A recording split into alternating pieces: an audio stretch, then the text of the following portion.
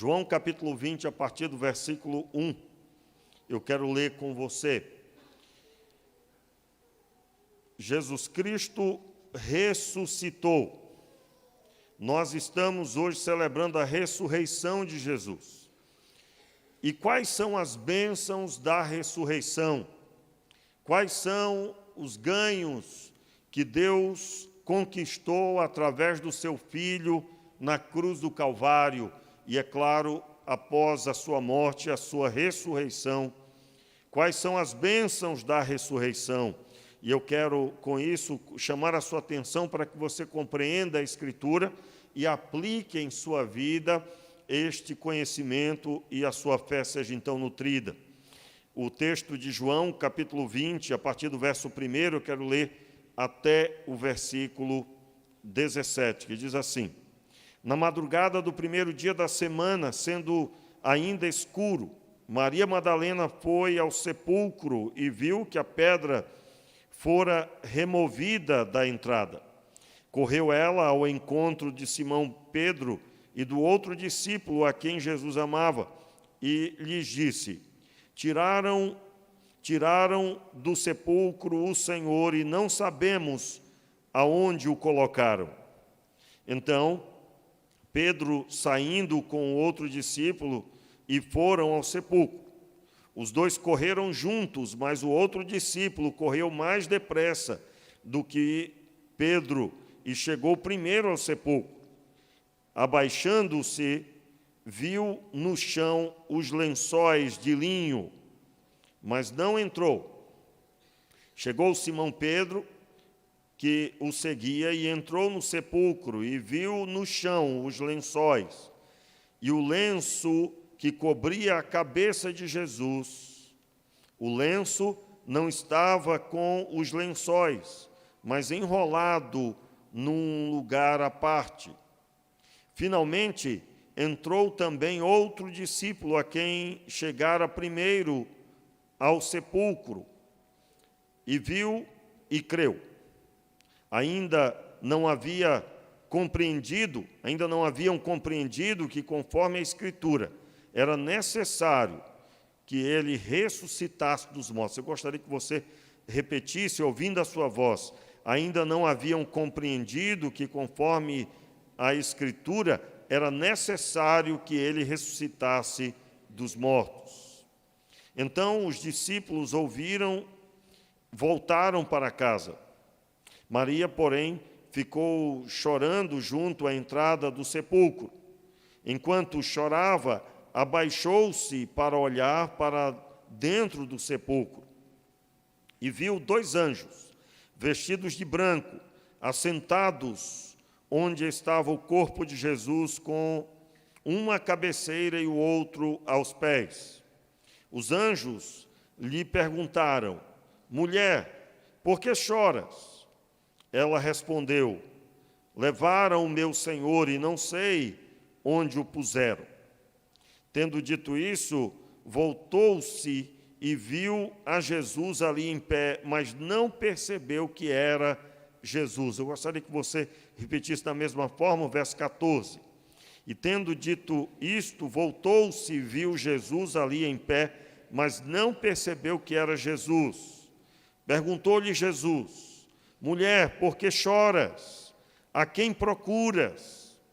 Pensando tratar-se do jardineiro, ela respondeu: Senhor, se tu o levaste, diz-me onde o puseste, e eu irei buscar. Disse-lhe Jesus: Maria.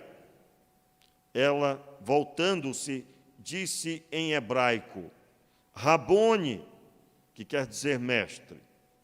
Disse-lhe Jesus: Não me detenhas, pois ainda não voltei ao Pai, mas vai ter com meus irmãos, e dize-lhes: Eu volto para o meu Pai e vosso Pai, meu Deus e vosso Deus. Vamos repetir aí as palavras de Jesus no final. Eu volto para meu Pai e vosso Pai, meu Deus e vosso Deus. Meu Pai, oramos pedindo a Tua graça, a Tua misericórdia sobre as nossas vidas, e que o Senhor Deus nos faça ver, Senhor, as bênçãos da ressurreição. Oramos assim, Pai, de forma que a nossa vida seja fortalecida, a nossa fé seja devidamente fortalecida, meu Pai, e assim os olhos de cada um de nós possa contemplar o poder da ressurreição do Senhor. Oramos assim, meu Deus, no nome de Jesus. Amém e amém. Meus amados, eu não preciso, é claro, listar aqui o porquê que nós não damos ênfase em nenhum tipo de outra atividade que se vê hoje em dia, como chocolate, ovo da Páscoa, coelhos e coisas diversas, né? Porque não tem sentido algum, não tem absolutamente nenhuma relevância. Você vê até alguns tentando forçar uma barra e tudo, mas não tem absolutamente relevância nenhuma com a fé. Eu quero alertar você que há uma revelação, e a revelação é que Deus amou o mundo de tal maneira, e deu o seu Filho unigênito para que todo aquele que nele crê não pereça, mas tenha vida eterna. E essa informação, essa revelação, ela é importantíssima. E existe um inimigo das nossas almas que tem um objetivo somente: fazer com que você não tenha conhecimento dessa revelação. E não é de admirar que as duas principais experiências, os dois grandes acontecimentos, têm uma história paralela. No nascimento de Jesus há uma história e um personagem paralelo que busca roubar a cena. O Natal. Natal vem da palavra dia natalício. Dia natalício é o dia do nascimento. Então, absolutamente, o Natal que lá fora é proposto não tem nada a ver com a origem do Natal, pois o próprio nome aponta para nascimento. E é o nascimento do Salvador. E o outro maior episódio, segundo maior episódio, porque o primeiro é o maior, porque se não tivesse acontecido, o segundo também não. Jesus nasceu e ele morreu por causa dos meus e dos seus pecados.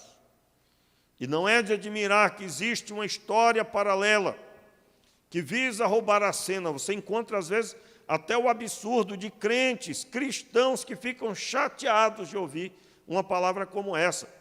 Sinto em dizer, meu filho, você está com a história dupla, dando atenção para uma história que tenta roubar a cena do Senhor. Eu quero deixar claro, irmãos, a nossa vida, ela só tem sentido em Deus e absolutamente em Deus. E é claro, se você ainda não consegue acreditar que os dois maiores episódios da raça humana que aconteceram entre os homens é o nascimento e a morte de Jesus, o Senhor Deus te abençoe e você consiga crer em nome de Jesus, e o Senhor, com seu Espírito, te ajude.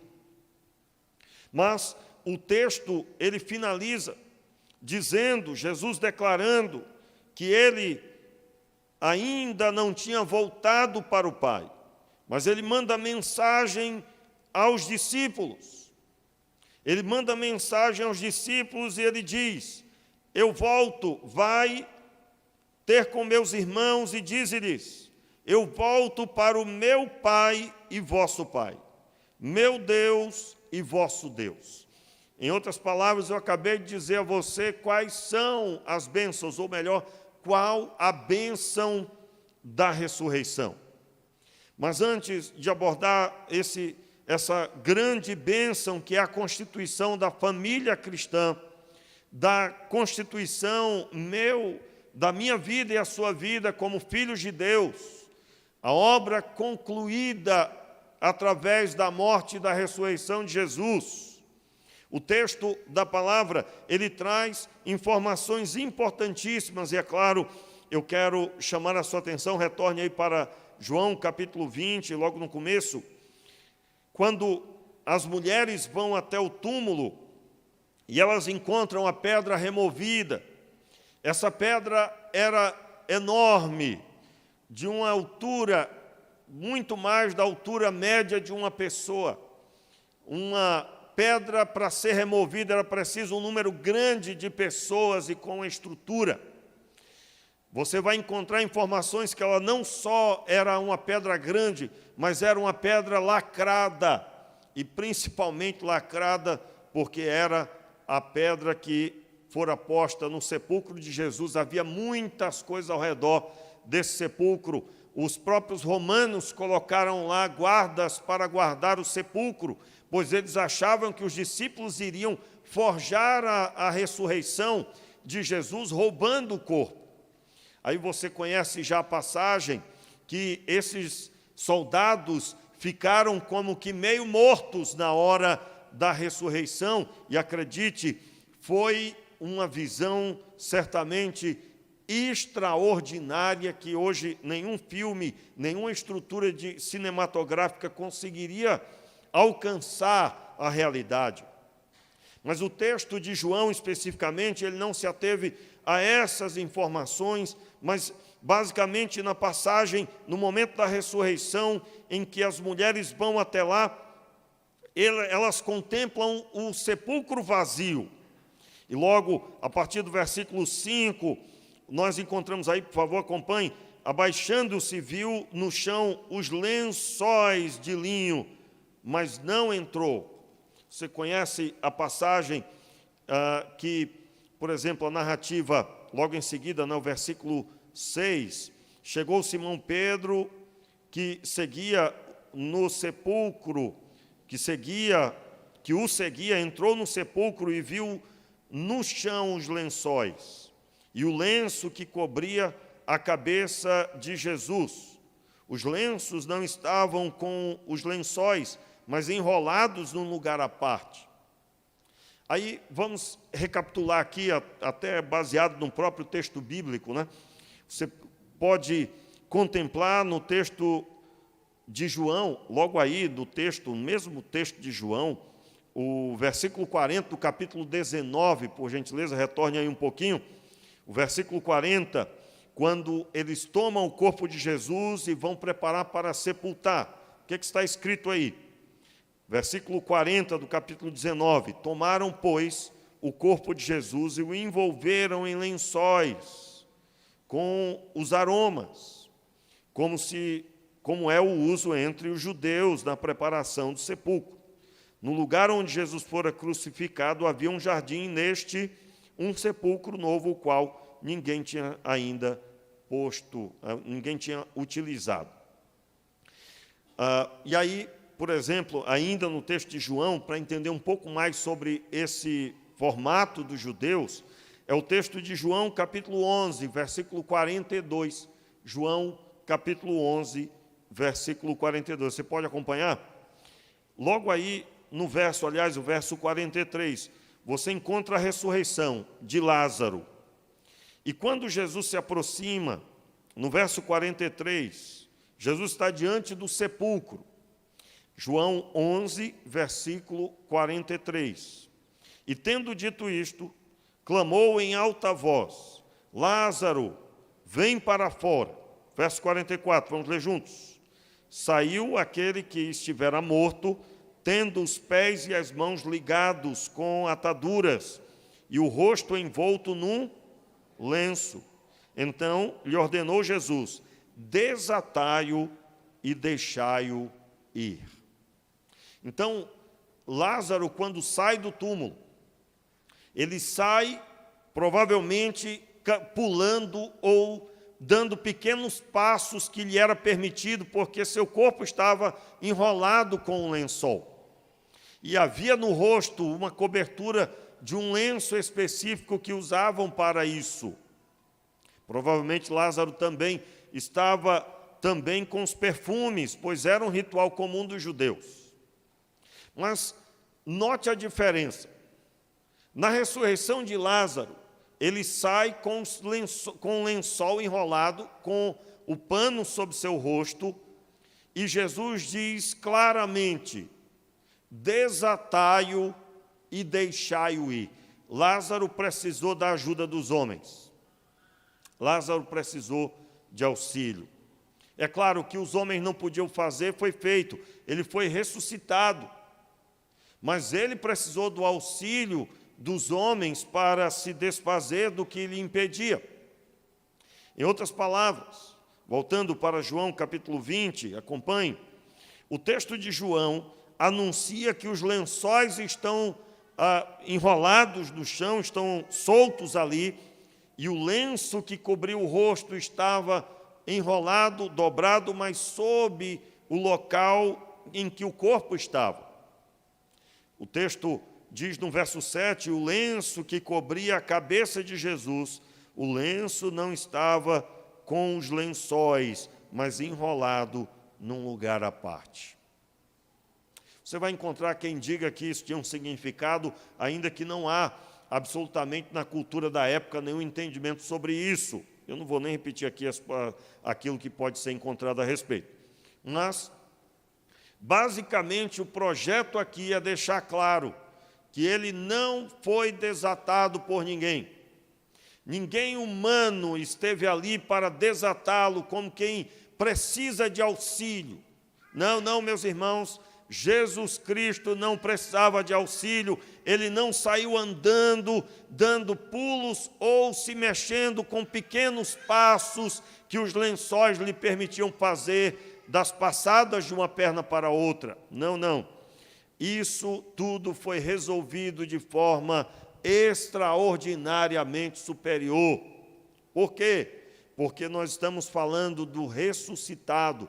Jesus ressuscitou e aquilo que ele fez absolutamente ninguém podia fazer. E nenhuma mão humana poderia auxiliá-lo. Nenhuma mão humana poderia auxiliá-lo. E aí por isso que eu comecei falando da estrutura da pedra. A pedra foi removida. Sim, meus irmãos, não houve necessidade de nenhum auxílio dos homens. Por quê? Porque estava ressuscitando o Senhor. E é claro, eu quero recordar as palavras que estão em Mateus 28. Observe qual é a fala de Jesus quando ele se refere aos discípulos e o poder deles sobre todas as coisas. O capítulo 28 de Mateus, no versículo 18, nós encontramos o que é que Jesus diz. Chegando-se Jesus, falou-lhes dizendo, você pode repetir? É-me dado todo o poder no céu e na terra. É-me dado todo o poder no céu e na terra. Vamos compreender um pouquinho sobre isso. Quando Jesus diz, é-me dado todo o poder no céu e na terra, havia uma influência de Satanás na terra que foi aberta pelo próprio homem. Deus deu autoridade aos homens de governar sobre a terra. O próprio Deus disse, domine sobre os peixes do mar, sobre as aves do céu, sobre toda a terra. E aí o texto é bem mais espesso, né? Mas o Senhor disse, domine. Quando Satanás fecha os ouvidos para ouvir, aliás, quando Adão fecha os ouvidos para ouvir a voz de Deus, e ele abre os ouvidos para obedecer a voz de Satanás, você conhece o texto, a serpente se aproxima de Eva, e Eva chama o seu marido após ter comido, e ele também come do fruto. Mas a serpente, na sua fala, disse que Deus estava enganado, que Deus não havia dito todas as coisas, que Deus estava ali escondendo algo dos dois.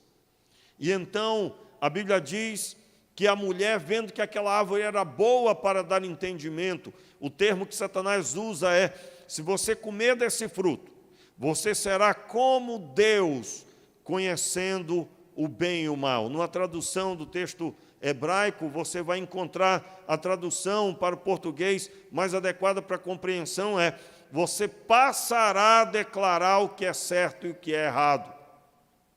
E até hoje é assim, né? Você prega a palavra, alguém diz, não, mas não é assim que eu vejo, eu tenho a minha própria visão.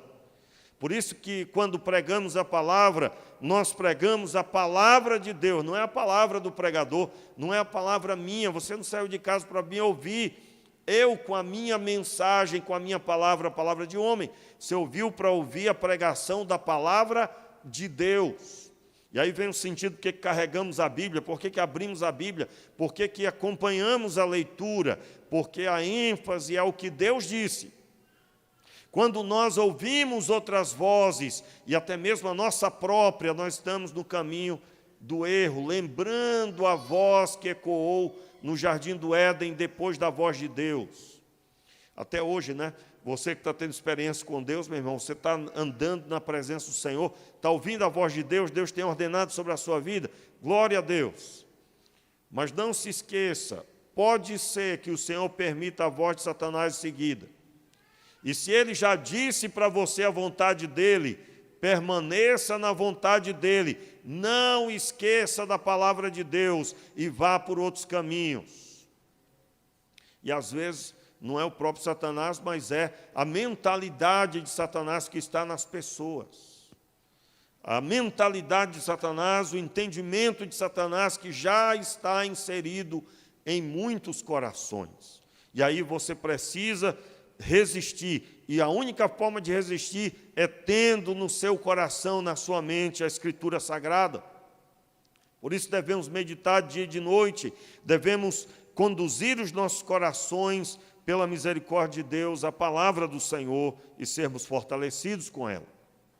Muito bem, então, Jesus está demonstrando aqui a superioridade, e é dado todo o poder no céu e na terra, porque no momento da crucificação, Jesus morreu sem cometer nenhum pecado. Ele é nascido na terra como todo homem, mas ele permaneceu até o fim, fiel ao Pai.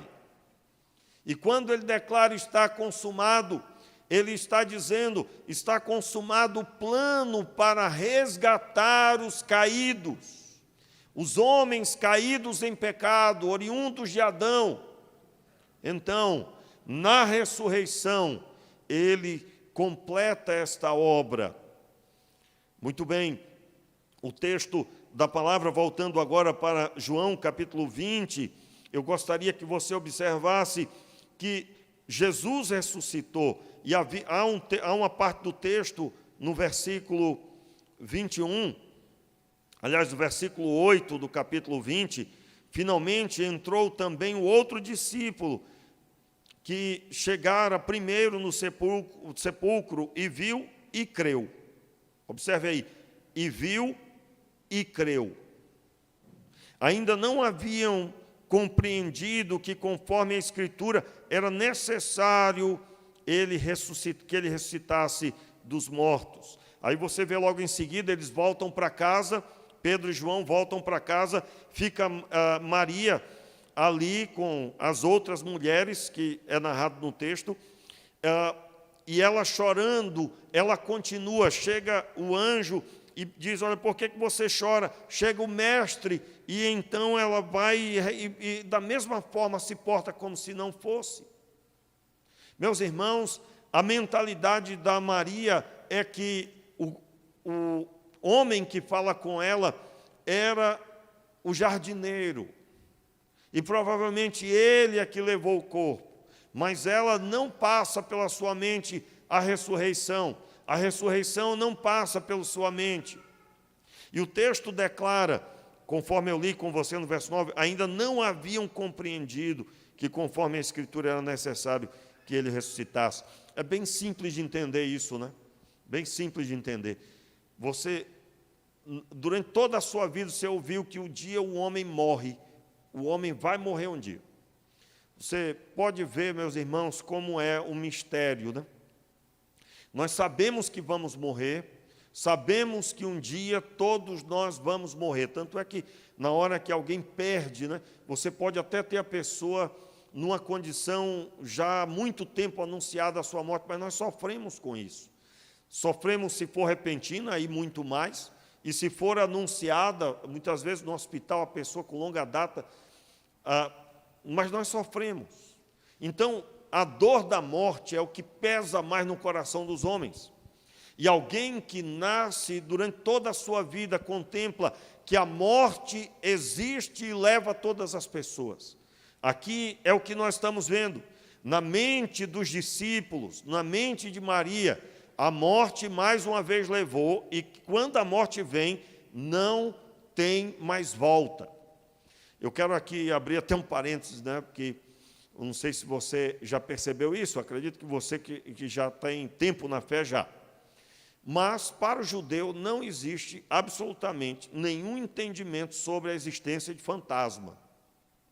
Não existe.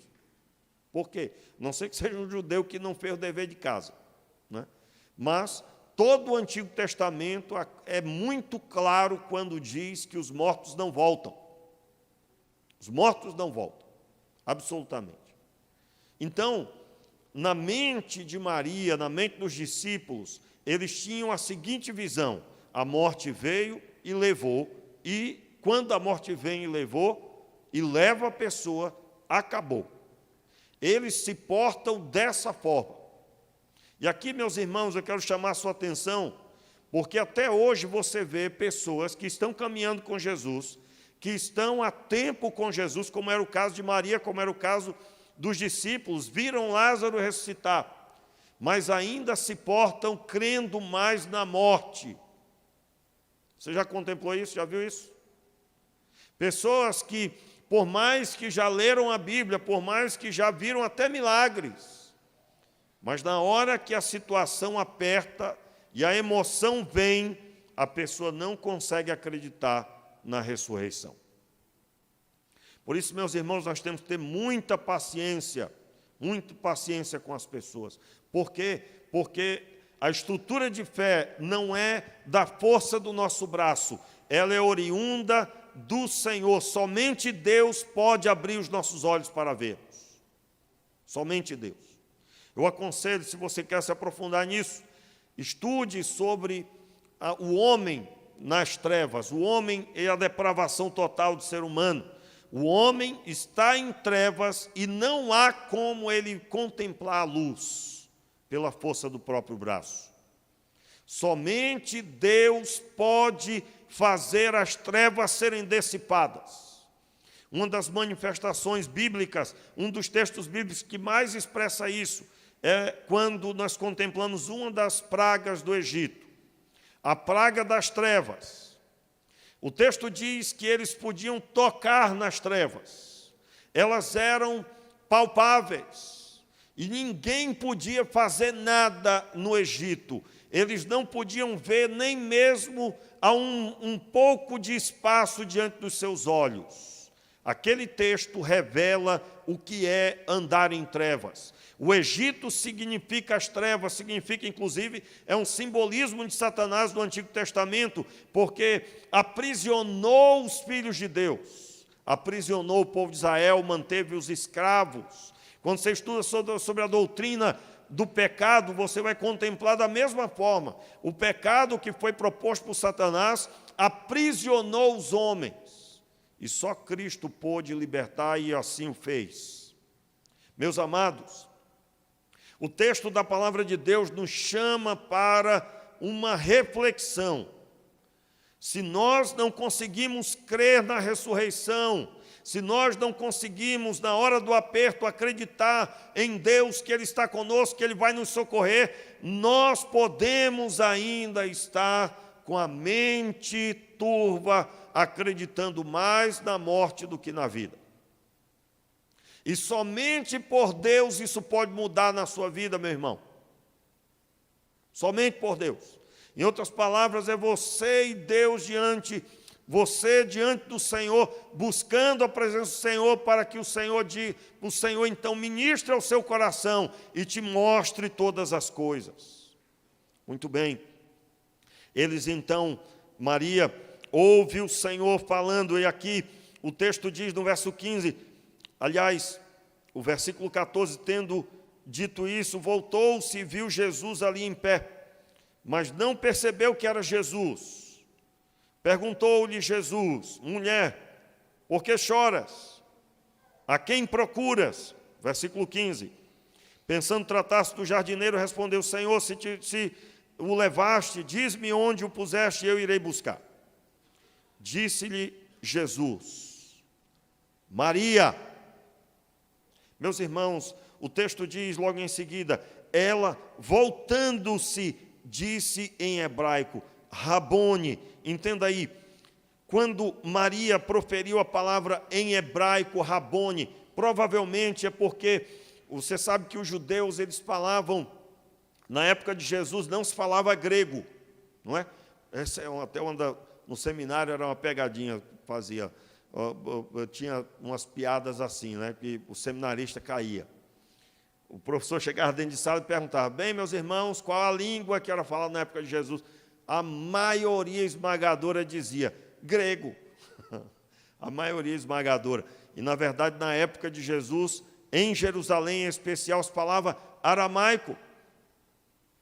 O filme A Paixão de Cristo tomou esse cuidado de reproduzir, né?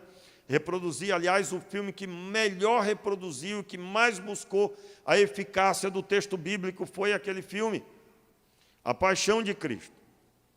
E no filme as pessoas falavam em aramaico. Mas, quando você ia à sinagoga, a língua falada, o texto bíblico era lido em hebraico. Aliás, você vai ver em Atos dos Apóstolos, quando o apóstolo Paulo, já convertido, ele vai falar aos judeus, praticantes do judaísmo, que não aceitavam o cristianismo. Ele fala, discursa em hebraico, e quando ele começa a falar em hebraico, todos se calam para ouvi-lo. Por quê? Porque quando eles ouvem Paulo falando em hebraico, eles estão agora ouvindo com atenção, porque somente um judeu que era fiel à Escritura e que buscou estudar a língua antiga, porque essa era a língua falada no ensino da Escritura. E aqui parece Maria retribuir a esta menção. Ela utiliza da palavra hebraica Rabone, como que dizendo o Messias, o Mestre, o Senhor é quem está diante de mim, porque agora o seu coração está tomado pelo entendimento de que Ele ressuscitou. E ela parece fazer menção de que não há outra palavra a dizer, senão relembrar os momentos em que ouvíamos a sua palavra em hebraico, proferida no meio de um povo que fala aramaico. Claro, a Bíblia foi escrita, o Novo Testamento todo em grego, porque era a língua mais falada na época, e era preciso comunicar o Evangelho. Mas aqui, meus irmãos, Maria parece declarar, eu particularmente creio, ela parece declarar, verdadeiramente tu és o Messias, tu és o nosso mestre. E aí, vamos entender melhor a palavra mestre nas palavras de Jesus. Vamos aí, o versículo 17, eu gostaria de ler com você. Disse-lhe Jesus: não me detenhas, pois ainda não voltei ao Pai, mas vai ter com meu Pai, com meus irmãos, vai ter com meus irmãos, e diz-lhes: eu volto para o meu Pai e vosso Pai, meu Deus e vosso Deus. Vamos entender aí a primeira frase de Jesus: não me detenhas, pois ainda não voltei ao Pai. Como assim? Meus irmãos, a obra da ressurreição, a obra da morte de Jesus. Primeiro Jesus disse lá na cruz: está consumado. Depois dali, todas as outras coisas eram parte deste plano que estava sendo concluído e absolutamente ninguém poderia fazer parar esse plano. Jesus ressuscita e, após a ressurreição, ele esteve por espaço de 40 dias e ele apareceu várias vezes aos discípulos e foi visto, o próprio apóstolo Paulo declara isso, e foi visto por espaço de tempo de 40 dias e visto por muito mais de 400 pessoas. Muito bem, tudo isso fazia parte do plano, porque a mensagem do Evangelho, a boa nova, é que a morte foi vencida e que a ressurreição de Jesus é esta vitória sobre a morte. A grande mensagem do Evangelho é que o homem morto em seus pecados, ele nasce de novo na ressurreição de Jesus. Ele agora recebe acesso a uma nova vida. E esta nova vida agora vitorioso como Jesus foi sob a morte. Muito bem. Então, quando nós olhamos para esta palavra, Jesus se referia ao que está escrito em Atos dos Apóstolos, no capítulo 1. Quando ele sobe aos céus, 2 anjos se põem ao seu lado e ele sobe ao céu. Mais tarde, você sabe, o próprio apóstolo, o próprio diácono Estevão, ele antes de morrer, ele contempla o Senhor assentado à destra do Pai. Jesus estava à destra de Deus. O próprio texto de Apocalipse narra isso, e também nas cartas de Paulo nós encontramos referência a isso. Mas o que isso significa? Significa que lá no céu existe um homem que pisou a terra, e este homem venceu o que vencia os homens, a morte. E ele está lá, assentado à destra do Pai. Lá no céu existe um homem nascido entre os homens, e este homem está lá, não como alguém que creu e foi salvo, mas como alguém que viveu a sua vida para salvar os homens e concluiu a sua obra. A ressurreição, meus irmãos, traz a esperança de que nós, em Cristo, seremos também levados para viver para sempre com Deus. Então, logo em seguida da frase, não me detenhas, pois ainda não voltei ao Pai. Aí ele diz, mas vai ter com meus irmãos e dize-lhes, eu volto para o meu Pai e vosso Pai, meu Deus e vosso Deus. Em que Jesus está se referindo? E aí eu gostaria que você desse ênfase aí no seu coração e aplicasse isso. Meus irmãos, Jesus em nenhum outro trecho da Bíblia, dos Evangelhos, chamou os discípulos de irmãos. Chamou de amigos porque disse que o amigo é aquele que tem acesso ao seu amigo. Sim, Jesus chamou de amigo, tem todo um significado. No momento do lava-pés, no momento em que ele na ceia se revela aos discípulos e conta mais detalhes sobre sua morte, por exemplo. Mas agora Jesus, pela primeira vez, ele chama os discípulos de irmãos, quando diz, eu volto para o meu Pai e vosso Pai. Da mesma forma que Jesus era filho, agora os discípulos também. Eu quero convidar você a contemplar o texto de João, capítulo 1. Abra aí, João, capítulo 1, o versículo 14. João, capítulo 1, verso 14. Diz assim a palavra, e o Verbo se fez carne, e habitou entre nós, cheio de graça e de verdade. E vimos a sua glória, glória como do unigênito do Pai. Veja bem, a palavra aí é unigênito do Pai. Neste momento agora, o apóstolo João está dizendo, nós vimos a sua glória, nós contemplamos a vitória de Deus na vida dele, glória, cheio de graça e de verdade. E o Verbo se fez carne e habitou entre nós. Ele viveu no nosso meio. E nós vimos a sua glória. O versículo diz, e vimos a sua glória. Eu não me canso de dizer que isso está no capítulo 1 de João.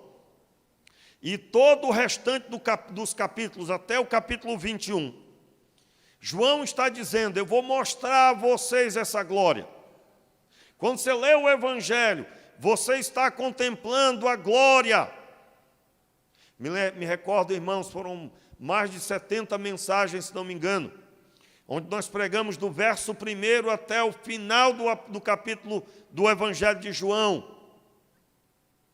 E eu me recordo, o nosso objetivo era, vamos pedir a Deus que Ele abra os nossos olhos para contemplarmos a glória que João viu. E eu estou falando isso, irmãos, porque você vai encontrar quem lê o Evangelho de João e não consegue nem completar um capítulo por causa do sono. Mas se você entregar qualquer outra coisa para a pessoa, ela vai conseguir desenvolver muito bem, porque há uma diferença.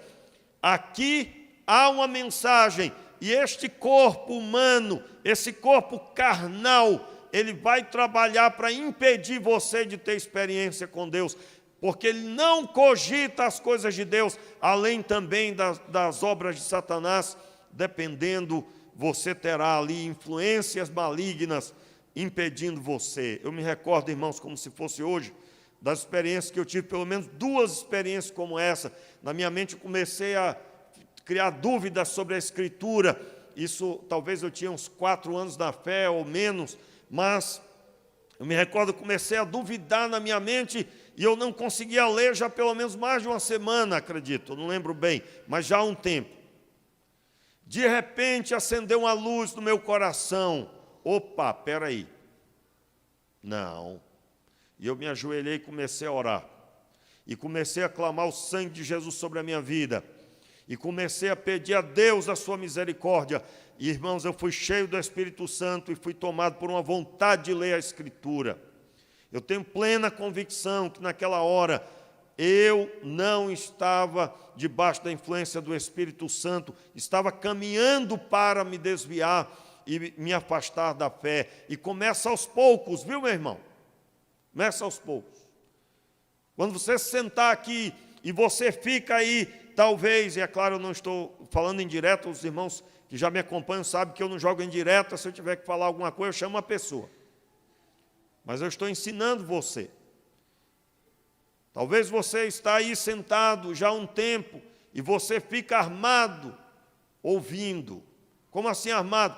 Você vai ouvir e analisar, dependendo, você põe no seu coração, ou então você joga fora. Meu irmão, a pessoa que está na presença de Deus, cheio do Espírito Santo, conectado com a palavra, ele está satisfeito e confiante de que o Senhor Deus protege o coração dele, e só entra ali o que vem da parte de Deus. Eu já entreguei palavra de Deus para pessoas, palavras específicas, né? Que iam ser bastante pesadas, difíceis, e eu disse assim para a pessoa, digo, olha, que o Senhor Deus te faça esquecer tudo que foi eu, mas ele seja como um martelo aí no seu coração, que é dele, e ele não permita você esquecer de nada. Saiba bem de uma coisa, foi com preço caro que Deus comprou o direito, o acesso de ter você como filho. E então, o unigênito do Pai, voltando aí para o texto, o unigênito do Pai, ele foi visto, e João escreveu o que ele viu. E agora, João escreve, Jesus nos chamou de irmãos. Isso significa que Jesus não é mais o unigênito. O unigênito que está lá no capítulo 1, verso 14, significa que é o Filho único. Significa que Jesus era o único Filho. Quando você contempla Jesus, você está vendo o único Filho. Mas afinal, o que aconteceu? Quais são as bênçãos da ressurreição? Antes de encerrar, eu gostaria que você acompanhasse, abra aí a sua Bíblia, o texto de Romanos, capítulo 8, o versículo 29. Romanos, no capítulo 8, por gentileza. Versículo 29. Vamos ler o versículo 28 também. Quando se encontrar, digam amém. Diz assim: sabemos que todas as coisas cooperam para o bem daqueles que amam a Deus, aqueles que são chamados segundo o seu propósito. Pois os que dantes conheceu, também os predestinou, para serem conforme a imagem, repita, para serem conforme a imagem de seu Filho, a fim de que ele seja o primogênito entre muitos irmãos. E os que predestinou, a estes também chamou, e aos que chamou, a estes também justificou, e aos que justificou, a estes também glorificou.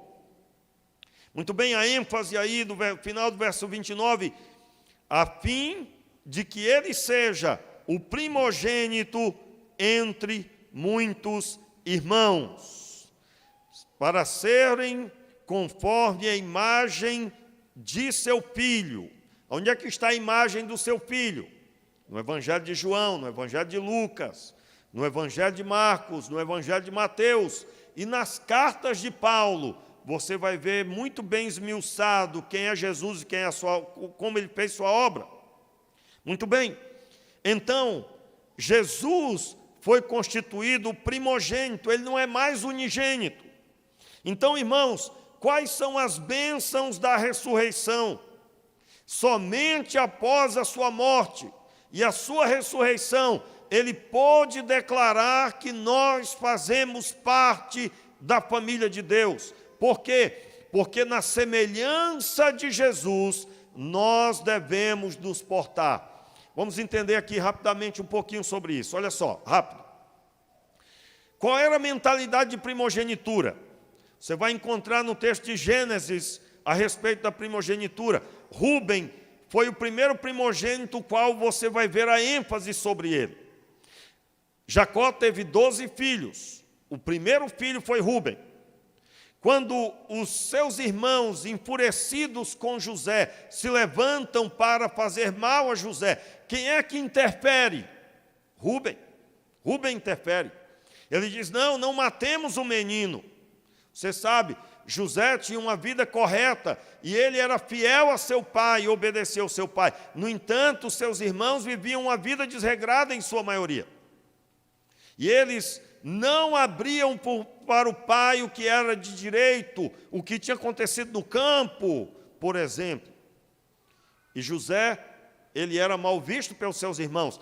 O texto de Gênesis, não é preciso abrir, mas o texto de Gênesis, no capítulo 37, do verso 20, especificamente até o 23, você vai encontrar, bom mesmo é ler a história toda, até o verso 31 pelo menos, mas você vai encontrar que ele mesmo sendo primogênito, ele ordena, não matemos o menino, não façamos isso, e ele dá uma orientação. O que é que os seus irmãos fazem? Ele se retira, e os irmãos não obedecem o que é dito. Não o matam, é claro, mas não fazem conforme ele orienta. Lendo o texto, você vai entender o que eu estou falando. Depois Rúben se aproxima, ele havia buscado livrar o seu irmão do mal, porque ele era o primogênito. Todos os outros deveriam obedecer. Entenda o que eu estou falando. Preste bem atenção. Os irmãos de Rúben não obedeceram à sua voz. Depois o texto diz que o menino é vendido e uma mentira permaneceu por espaço de pelo menos 15 anos na casa de Jacó. Qual era a mentira? Um animal espedaçou José no campo. Eles levaram a túnica que o pai tinha dado para José, toda suja, toda ali com sangue, e eles disseram, um animal veio e o espedaçou.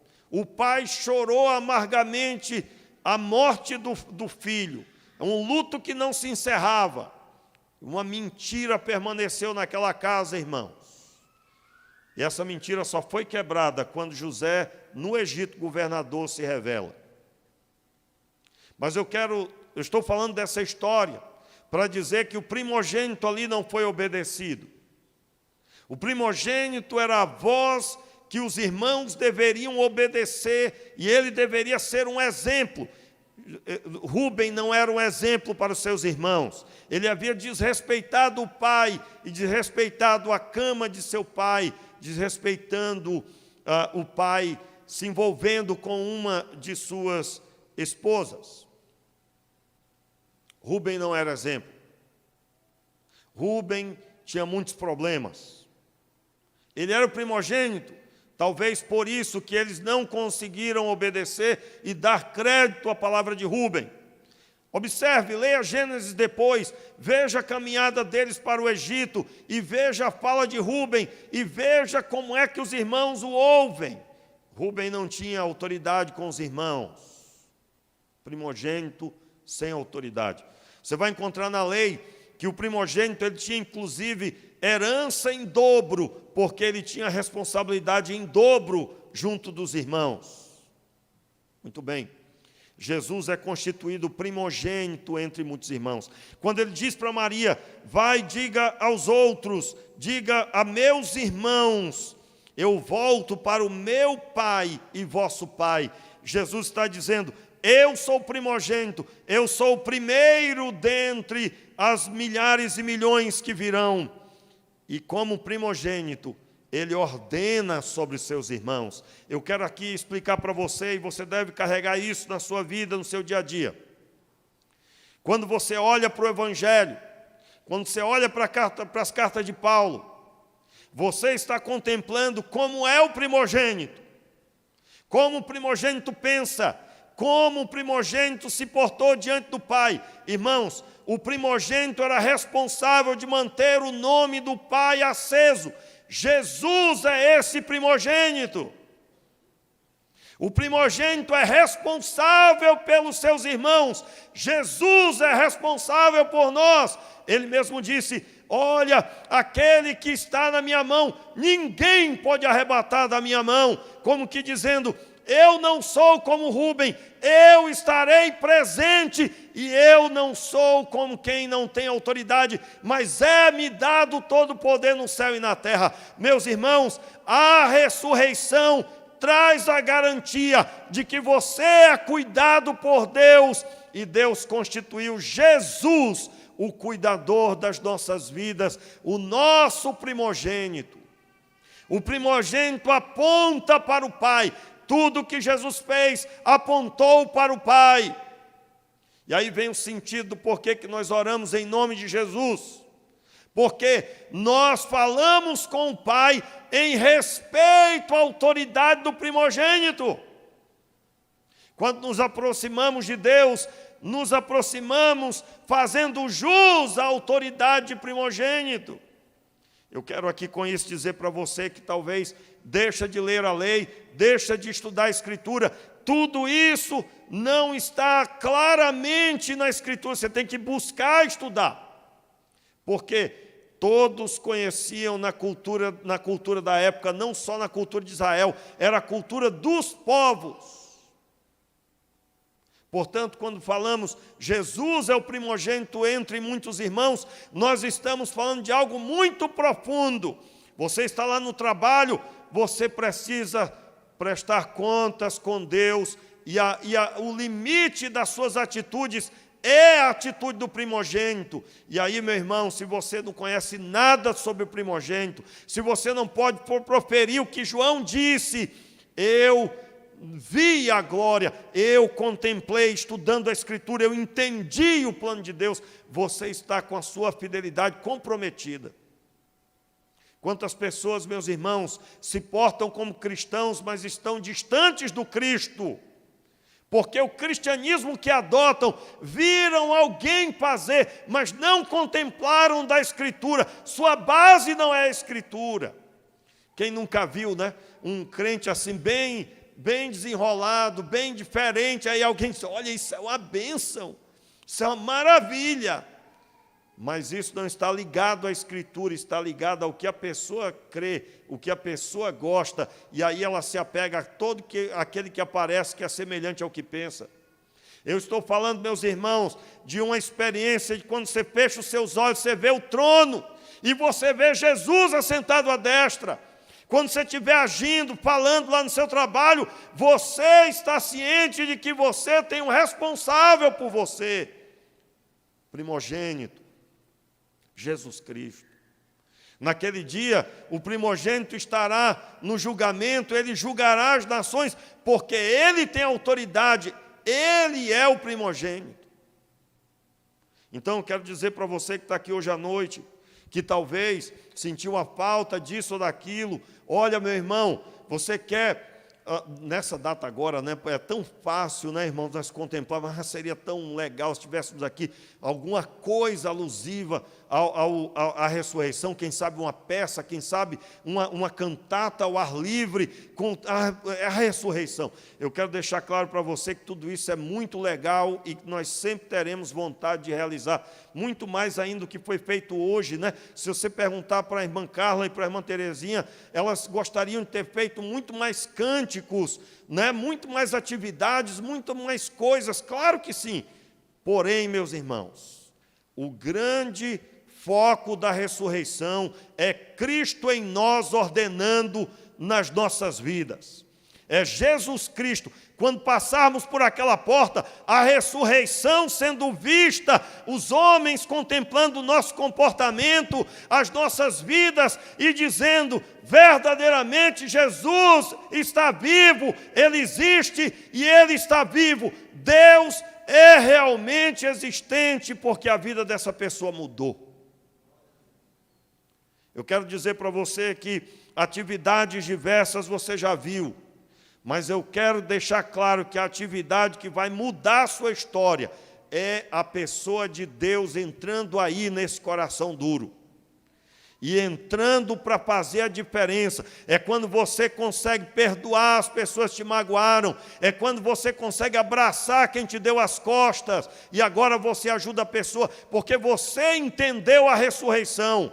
Quem ordena em você não é aquela pessoa que fez mal, mas é o Cristo ressuscitado.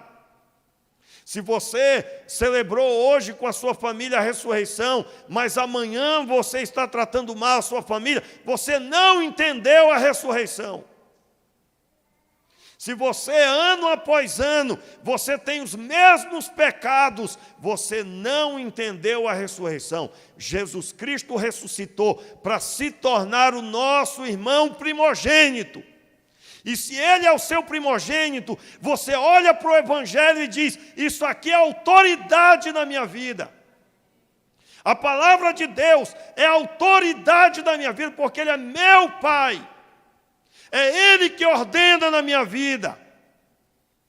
E aí eu digo a você, largue a religiosidade, pare de ser religioso. O que é um religioso? Tem cara de cristão, mas na hora que pisar no pé dele, ele vai fazer uma estripulia que vai lembrar Satanás. Meus irmãos, nós precisamos de crentes que vivem a ressurreição. O texto bíblico diz em Colossenses 3, verso de 1 a 4, portanto, se fostes ressuscitados juntamente com Cristo, desculpa, eu sei que já passou do horário há muito tempo, mas só mais esse texto aqui, vamos lá, Colossenses 3, versículo 1, portanto, se fostes ressuscitados juntamente com Cristo, fique de pé no seu lugar aí, para parecer que está acabando, vamos lá, irmão, rapidinho, vamos lá, fique de pé aí, animado, vamos lá, portanto, se fostes ressuscitados juntamente com Cristo, buscai as coisas lá do alto, onde Cristo vive, diga bem forte, onde Cristo vive, assentado à direita de Deus. Pensai nas coisas lá do alto, não nas que são aqui da terra. Agora repita, ouvindo a sua voz, porque morrestes, e a vossa vida está oculta, juntamente com Cristo em Deus. Quando Cristo, que é a nossa vida, se manifestar, então vós também sereis manifestos com Ele em glória. Ao passar por aquela porta, manifeste o Cristo ressuscitado, vivendo essa realidade. Feche os seus olhos. Levante as suas mãos e peça a Deus agora pela sua vida.